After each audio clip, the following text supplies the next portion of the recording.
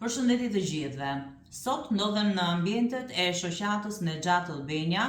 Unë si antare e kësaj shoqate, e ladeda dhe punësuar si kriminologe, dua të bëj një kundërpërgjigje kundrejt zotit Ali Rahmati, i cili ka bërë disa sulme kundrejt antarëve të shoqatës sonë dhe kryetarit të shoqatës sonë, duke i cilësuar si terrorist dhe shoqatën tonë si terroriste.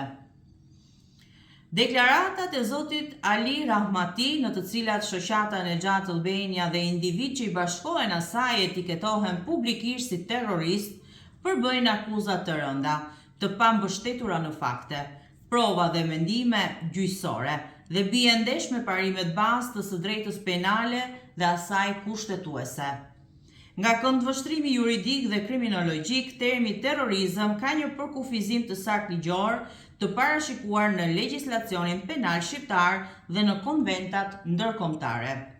Asnjë individ apo shoqatë nuk mund të cilësohet terroriste pa një vendim përfundimtar të organeve kompetente të drejtësisë. Çdo deklaratë publike që bën një cilësim të tillë jashtë këtij kuadri ligjor përbën shpifje, cënim të dinjitetit dhe reputacionit, keqpërdorim të terminologjisë penale dhe qëllime intimidimi ose diskreditimi. Shoqata Nexhat Albania ushtron veprimtari civile, ligjore dhe transparente në përputhje me Kushtetutën e Republikës së Shqipërisë, ligjin për organizatat jo fitimprurse dhe standardet ndërkombëtare për të drejtat e njeriut. Asnjë institucion shtetëror, prokuroria apo gjykat nuk ka konstatuar apo shpallur ndonjëherë këtë shoqatë si organizat terroriste. Si kriminologe theksoj se etiketimi penal i individëve ose organizatave pa prova ligjore përbën vetëm një formë dhune simbolike, e cila përdoret shpesh për të hequr zëra kritik ose për të friksuar persona që ushtrojnë të drejtat e tyre themelore të asosimit dhe shprehjes. Në një shtet të së drejtës, akuzat provohen dhe nuk shpifen.